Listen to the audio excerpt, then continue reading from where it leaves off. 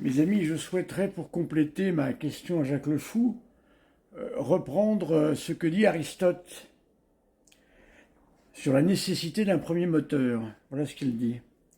Aristote donne différents arguments qui peuvent être ramenés à celui-ci. Si tout mu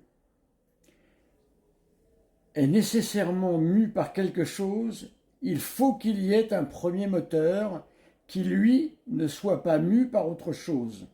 En effet, il est impossible que la série des moteurs, qui sont eux-mêmes mus par autre chose, aille à l'infini, puisque dans les séries infinies, il n'y a rien de premier.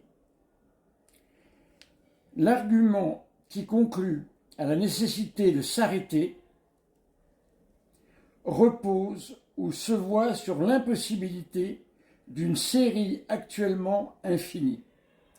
Il suppose évidemment que l'on considère des moteurs dans leur subordination essentielle et non point accidentelle. Voilà. Donc voilà ce que nous dit Aristote. Et il nous dit également que ce premier moteur doit être immobile, car il ne doit pas être mu par un autre. Il doit être éternel, à partir de la thèse précédemment établie de l'éternité du mouvement.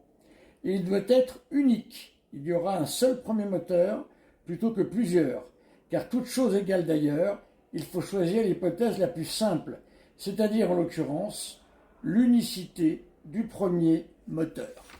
Alors, mon cher Jacques Le Fou, vous comprendrez que cette argumentation d'Aristote revient tout à fait en cohérence avec le rasoir d'Occam que vous citez régulièrement. Voilà.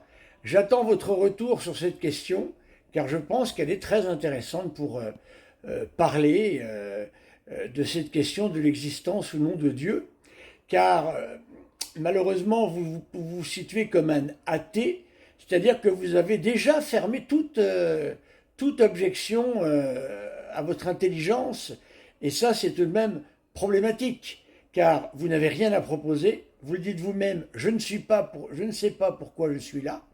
Or, vous vous fermez à toute proposition. Et ça, c'est quand même intellectuellement dommage. Merci de me répondre ou alors de me proposer un débat. Merci.